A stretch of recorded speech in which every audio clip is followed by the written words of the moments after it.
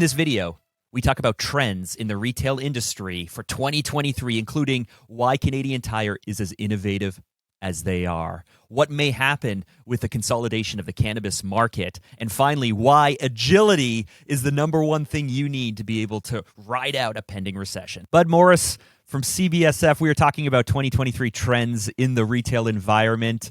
How you doing today? Doing great. Once again, as always, a pleasure to be here with you. I can't wait to get into this because none of us have a crystal ball. And I think that on top of everyone's minds is going to be things like inflation, like what's happening with the economy, like the pending recession and all of these things. But we're here to actually talk about what's happening in retail environments, what's happening with displays, with fixtures, with style.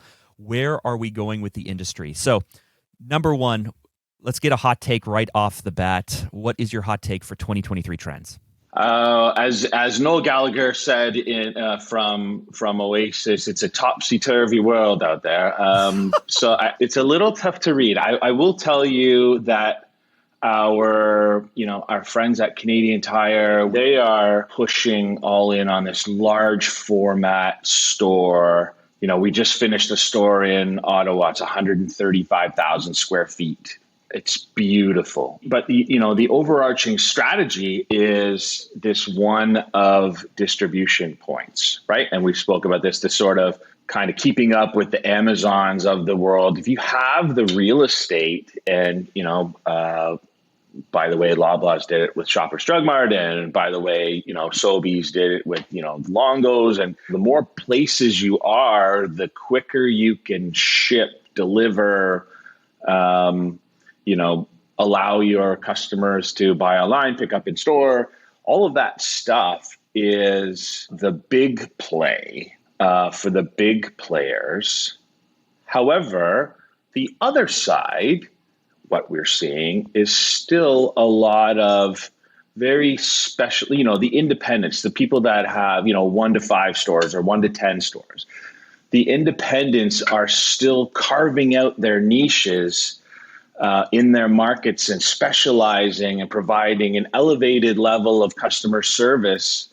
And that's winning over the hearts and minds of their clients as well. So it's like I say, it's a very topsy-turvy world out there. So there's a bit of both of this going on. And, I think that the retail landscape is big enough for everyone. So we'll see. So the big players are building larger footprints for distribution. When you mention the smaller, more independents, maybe the 1 to 10s, are they going smaller footprints? I mean, we've seen over the last number of months a lot of retailers look to be able to shrink down their footprint, not only because maybe holding less product on hand, but also being able to move at a lower cost per square foot into more areas. We're not seeing that move. We're not seeing the tightening of the belt, as it were, right now. We're in the midst of a fantastic rollout with Adidas. They just opened their flagship store at the Eaton Center. That's amazing. A really big footprint. Lots of really cool stuff in that store. A really good shopping experience.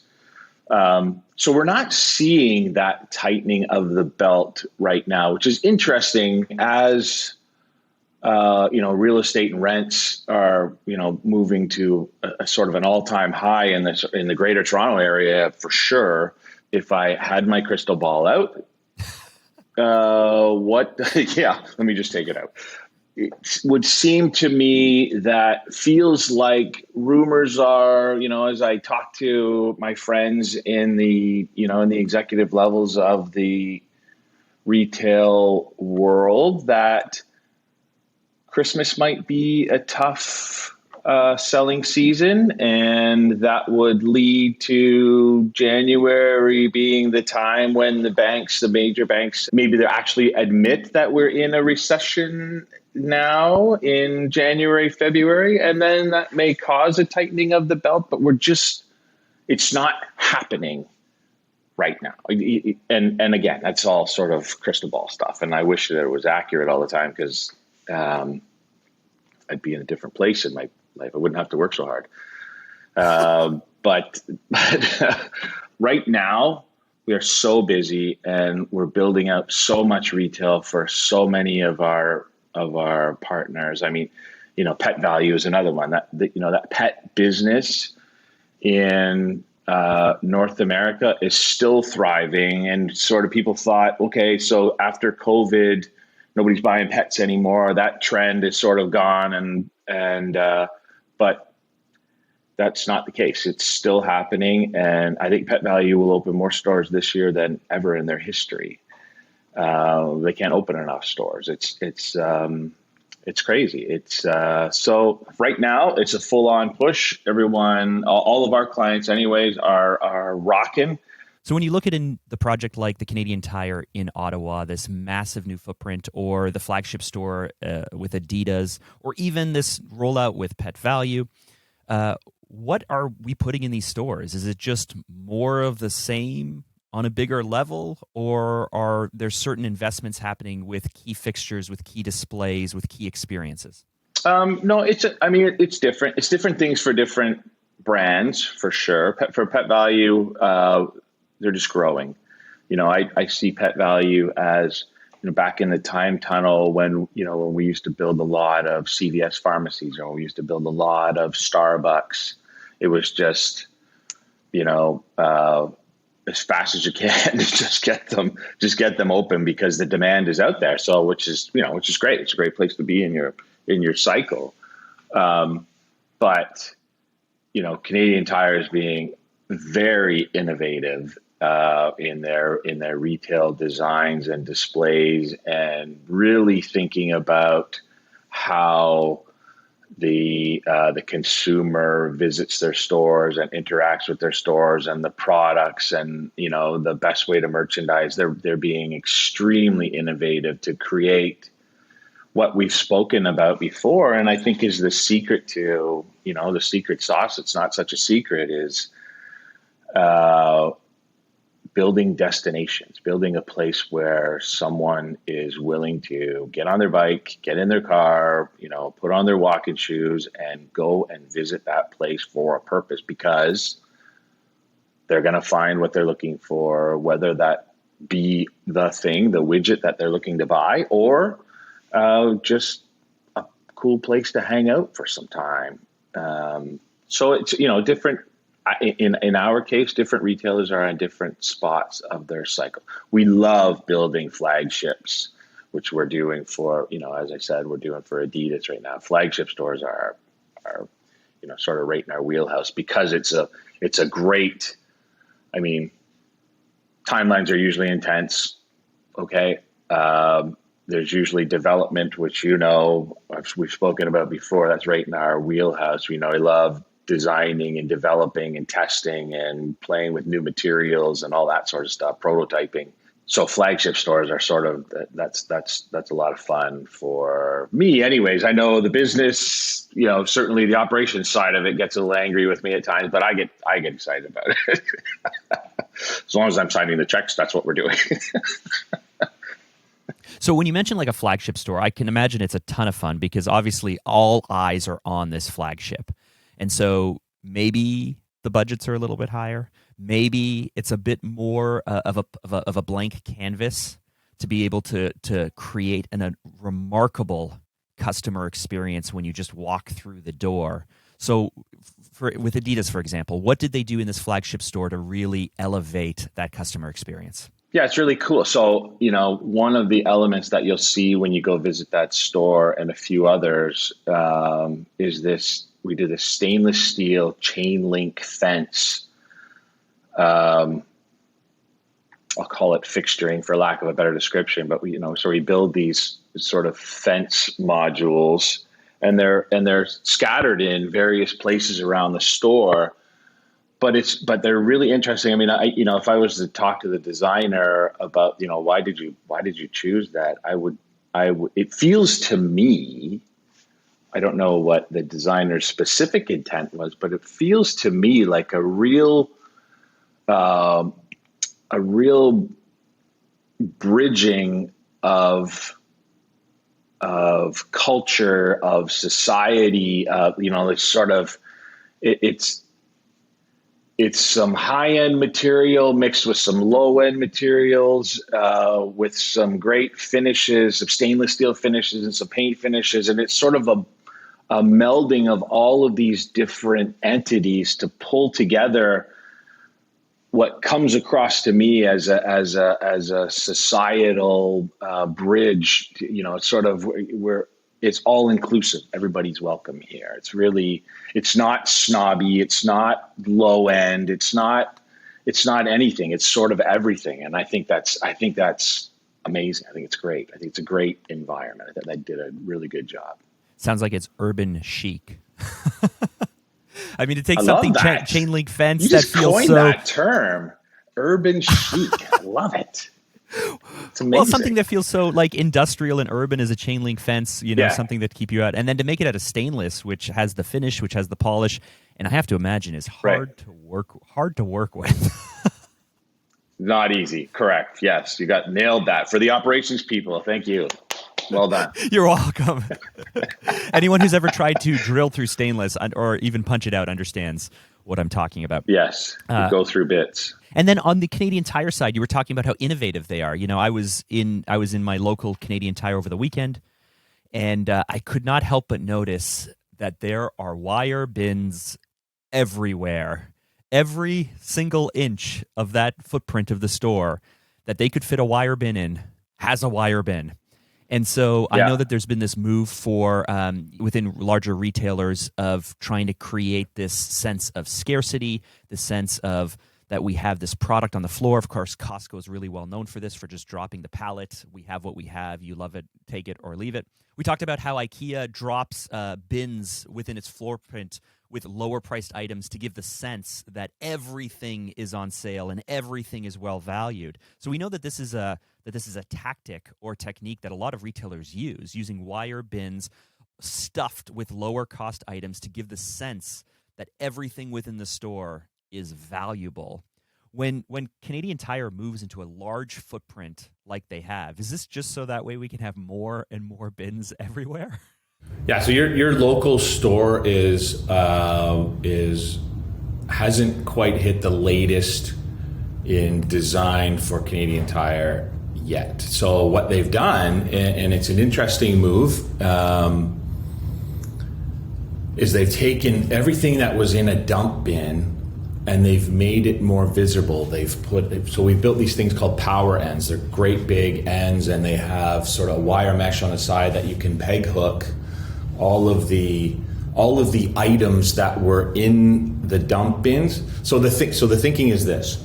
So items that were in a dump bin, you see if you got your head down and you're looking down and you're looking for things in dump bins. But if you get your head up and you're walking, you never see the things in the dump bin. So the idea is take all the things that are in a dump bin and put them on these big power ends so they're in your face.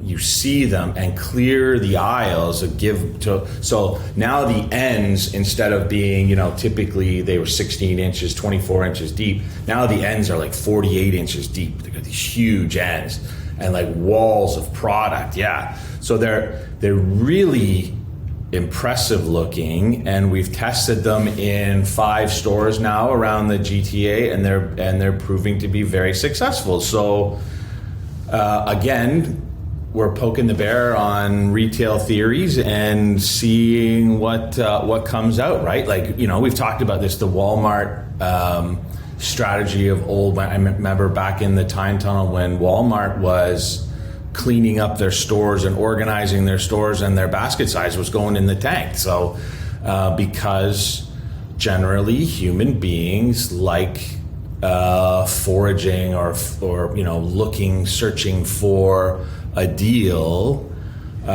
which is, again, why we find that stores that are under construction stay open, because they get greater sales success because people feel like they're finding a deal or finding, it's like a treasure hunt.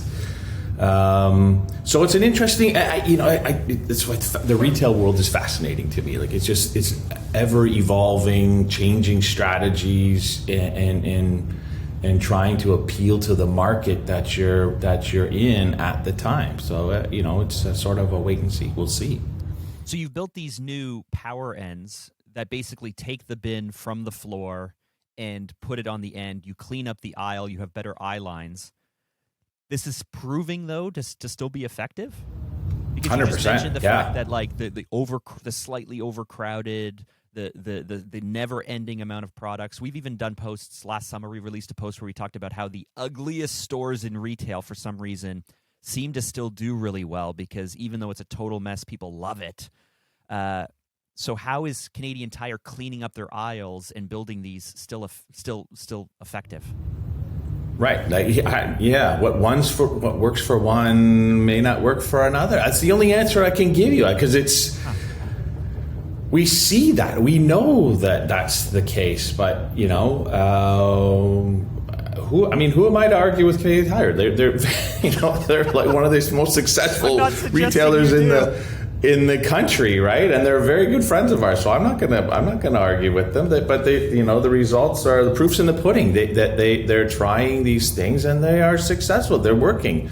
I think that's really the most remarkable part of this, is that when you look at a retailer like Canadian Tire, who is willing to do these micro tests, right? Willing to come up with an idea, try it out, pilot it in market, test it within 5 stores before they roll it out.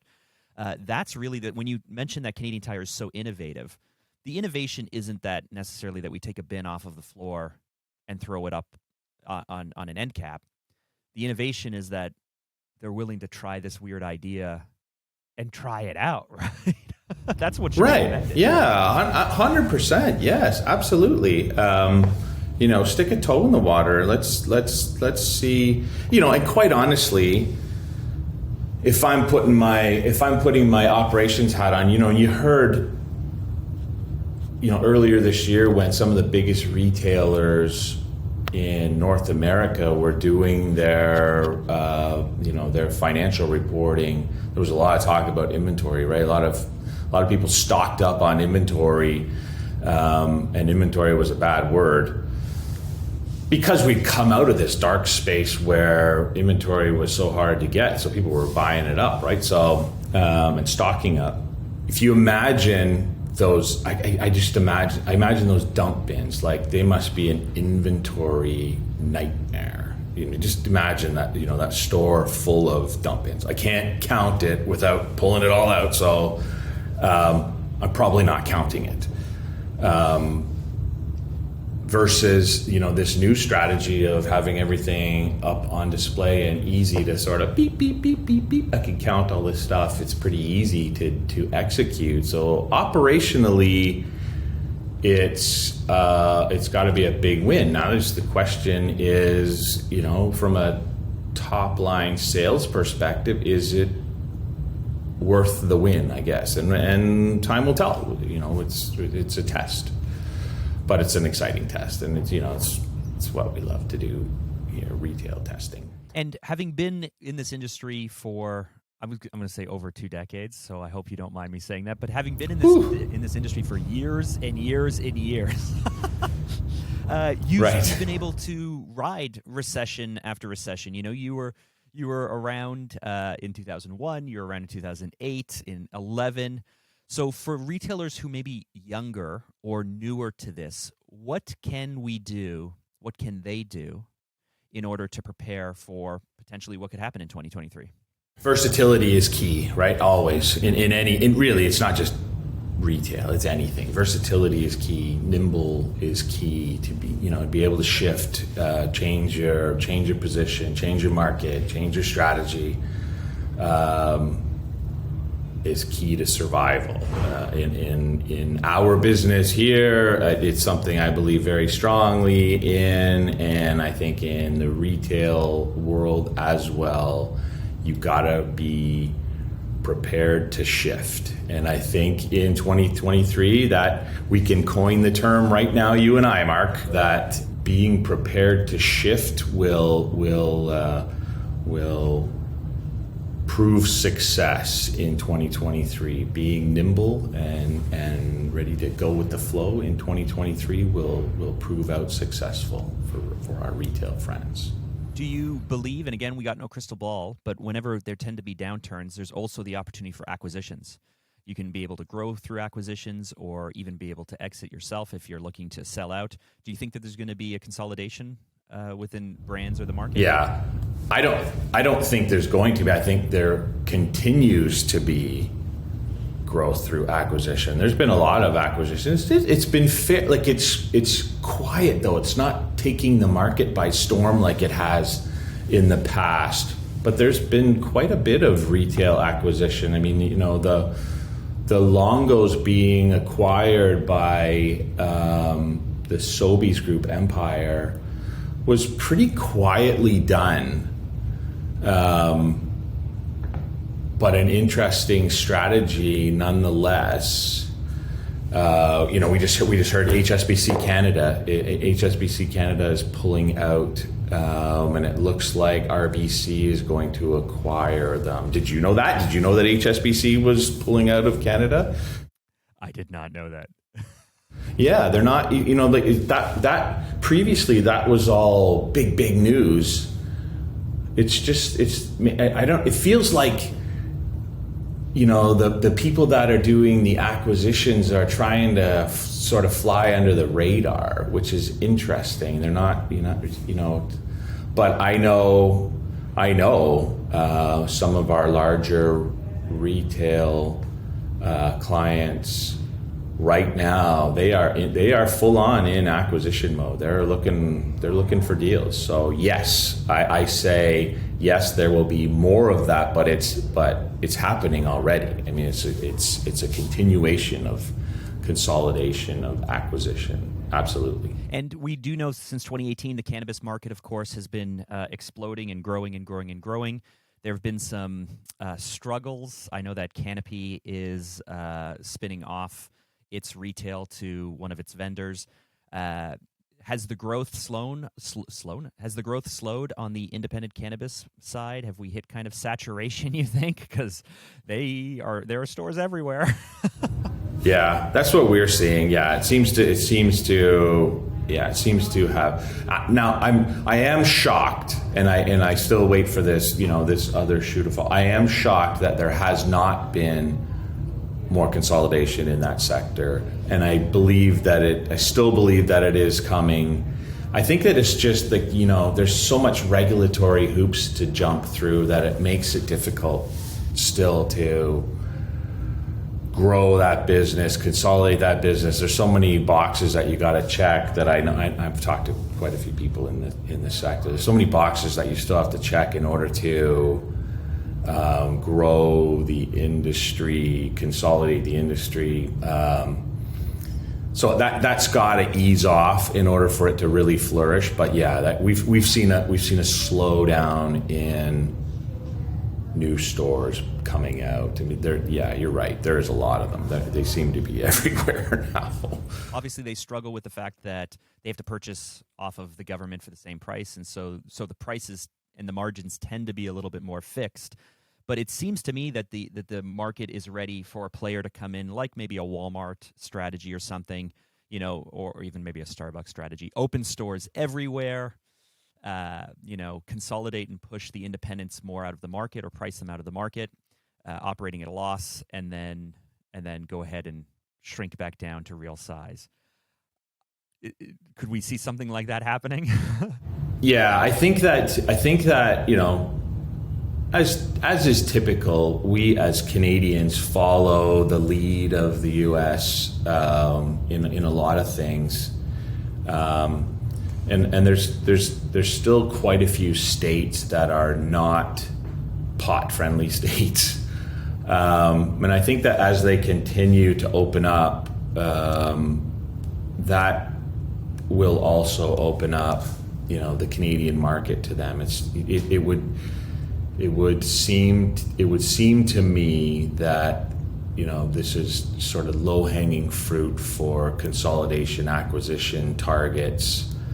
A few of our friends are have built a few of these stores, and they're still at a period in Canada where real estate is not really available to them just yet, but it's really on the verge. Like, the Cadillac Fairviews are still not excited to put, a pot store in Yorkdale.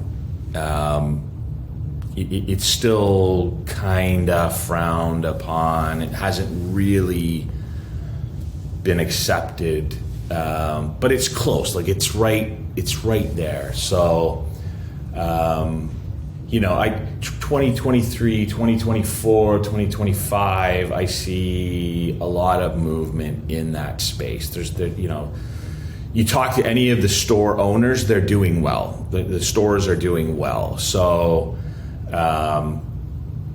it's kind of like, it's the coffee business all over again, right? Like, it's, your product cost is cheap. So there's a lot of room there for, and generally there will be a lot of interest for consolidation, acquisition. So yeah, I foresee in my crystal ball a lot of movement in that sector in the coming years for sure. Amazing. So final thoughts as we close out this conversation about what may happen in 2023, or really what we've seen happen in the last few months of 2022. If you were a betting man and you had to take a bet on something, what would you take your bet on? I would say for certain there will be uncertainty in the coming months. Wow, you've become a politician at some point. Oh, yeah. See that? That's awful. I can't believe I did that. Things will happen that we don't know yet. Things will change. We're excited about the volumes and the growth that we see right now out of our retail partners. There's nothing signaling that anything is going to change with their plans, other than the economy. Who brought this economy into the fold? And then you start talking about politics and all kinds of stuff. But anyways, other than the economy, our retail partners are strong and growth plans are strong, and it's really an exciting time. And I would go back to what we said earlier, Mark, and we coined the phrase. And you got to be nimble, and you got to be agile. You got to be ready to move. And I'm proud to say that our retail partners out there they are testing, and they are developing and prototyping and doing all that stuff, and we're just excited to be part of it. It's these are good times. Good times to be in the retail store fixture business. It's good.